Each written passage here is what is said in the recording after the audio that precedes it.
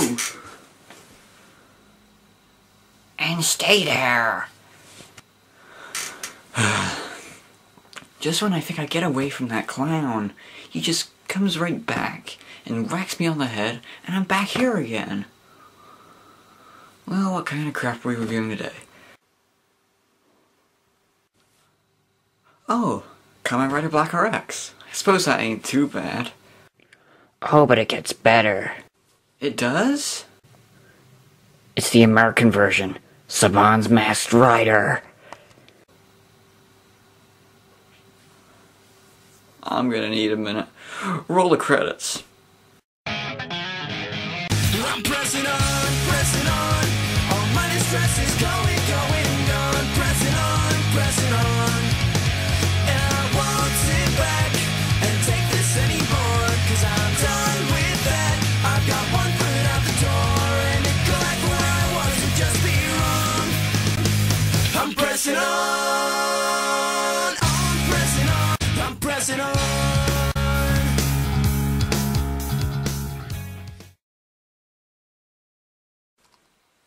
In 1993, Saban and Fox decided to start using footage of a Japanese franchise called Super Sentai, specifically Kyoryu Sentai Zyuranger, for a little-known show called Mighty Morphin Power Rangers. This is why sometimes when you watch Power Rangers, the fight scenes always look, well, for lack of a better phrase, dirty, because they're taken directly from the previous year's Sentai show. Why am I telling you this? Well, because in Japan, Super Sentai has a sister show called Kamen Rider, and it kicks ass!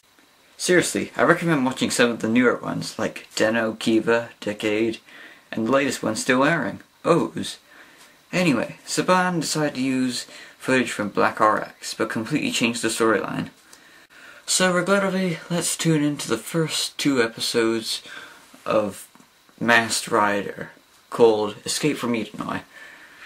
We open to this desert on a planet where we see some monsters making people dig for gas or something.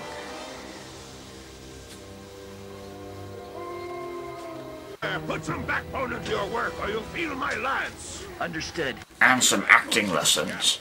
So the monster general says someone called Count Dragon will be pleased. And, what the hell's up with his spaceship? So these are our villains. I don't know why I'm bothering to tell you about all of them, because only Dragon and Nefaria do anything. But there's Cyclopter, who... well, I can't tell you anything else about him, because he never really does anything. There's Doubleface, the golder of the group. Gork, who I am assuming is the retarded, deformed brother of Doubleface. Fact, who is this annoying female computer voice on any digital thing with a speaker. Nefaria, who acts so poorly it makes her eyes go red. And Count Dragon, who is the poor man's Lord Zed. Apparently they want to kill Dragon's brother, King Lexion, and Cyclopter is sending the Plague Patrol, which I can only assume is the galaxy's most vicious bikers, to kill Lexion's son, Dex. Then we cut to Dex, and some dude's running up Kirk's rock, when suddenly... what the hell is that? He will haunt your nightmares. Ah yes, this is Furby, Dex's pet / best friend. And he's probably one of the worst things I've ever seen in my life. What? Destroy the rebels! This way! So the Plague Patrol charges, and... I said it, didn't I? No. No! My god, he's scary. Run! Come on, let's go! See, even in the show, he's the thing that alerts the Plague Patrol to Dex. And yet, as far as I know, Dex doesn't even want to lay a finger on him in any of the next 40 episodes. Dex must be captured at all costs. Back on Dragon's ship, we find out Dragon wants to steal the Master Rider's powers from King Lexion, and that he is sending a monster called Destructosphere to take over Earth. Of course! I've got to stop stealing jokes, and what's the point of calling him Destructosphere when, as soon as he gets there, he becomes a Bugman? Wait, this looks familiar. This is footage from Kamen Rider Z-O. Well, how is Kamen Rider Black RX, the Masked Rider, going to fight a monster from a completely different show? I mean, they can't just use footage from Kamen Rider Z-O and pretend it's the RX suit. So in the town of Leewood, some bitch called Patsy wants Molly to come round, just so she can pull a bucket of Nickelodeon slime on her. Meanwhile, Molly's dad comes home, who is an inventor, saying he's got some weird feelings about his techno-babble whatchamacallit.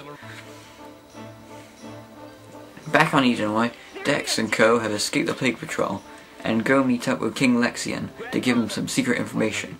King Lexian reveals Dragon is heading to Earth to conquer it and create new soldiers.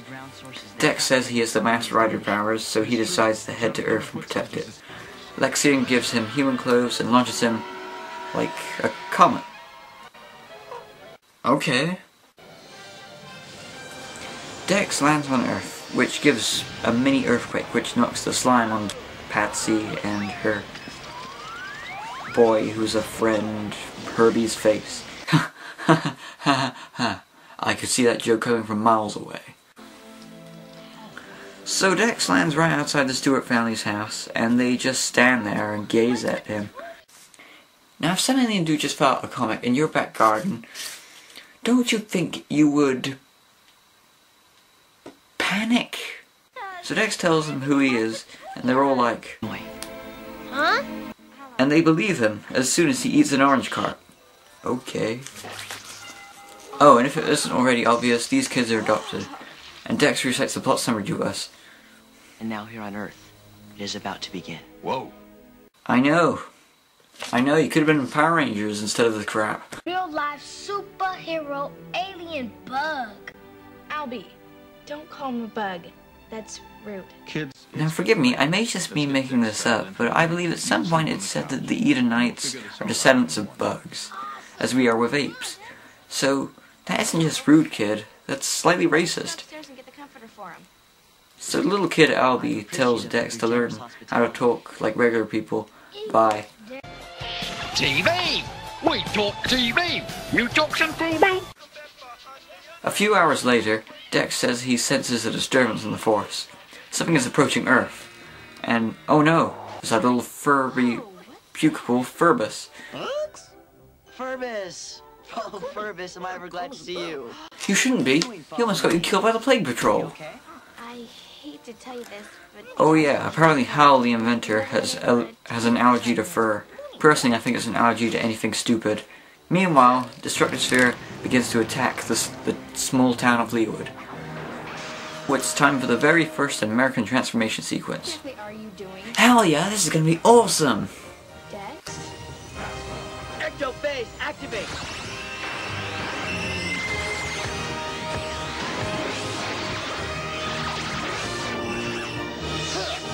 Ectophase? What the hell does that even mean? That was okay, I guess, but Ectophase? Why, oh, never mind. Oh, yes! I hate this! It is revolting! More? Please. Albie, this is a dangerous And battle, so ends and I must part fight 1 of it Escape alone. from Edenoi. Dex? Thanks. Part 2 begins with the Masked Rider teleporting away to go fight Destructive Sphere. Wait 1 second, if he can teleport, why does he need to ride a bike?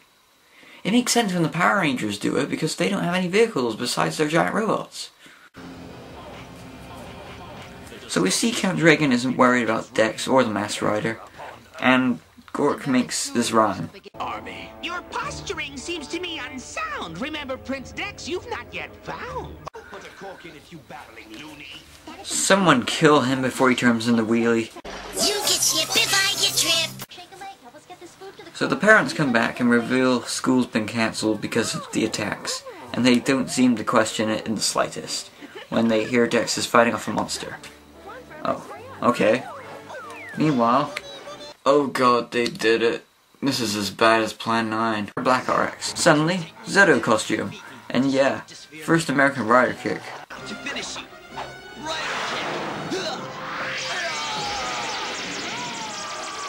Could have been worse, actually. Meanwhile, in the high school, there's a town meeting to try and figure out what to do. On the other side of town, Dex has defeated the monster and remembers King Lexian saying something to him. Do not fear failure, for failure makes one strong. Learn from your fear and conquer it. You must first face your fears. if you are to conquer them. I don't know what to do, Grandfather. King Lexian tells him to look inside himself and use the Masked Rider powers to create allies. So he heads to a nearby cave, whilst Nefaria sends down the maggots, the gayest henchmen ever, to terrorize the town meeting. I just love the way that guy acts. He's like William Shatner, only not as fun. Dex has entered the cave and creates this monstrosity and turns it into his bike.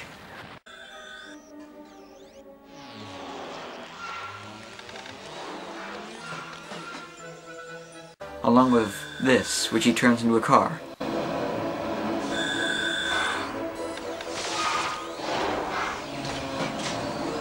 They're exactly as I imagined them.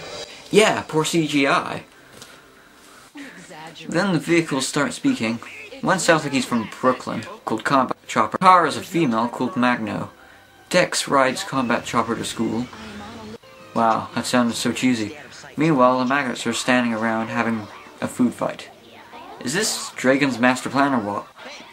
Dex gives them a fight, and they run away. The Masked Rider tells the people he's there to help. Nefaria asks Dragon why he doesn't just send down all the monsters at once. Might I suggest sending down another monster? You have a vast array of insectivores in your collection.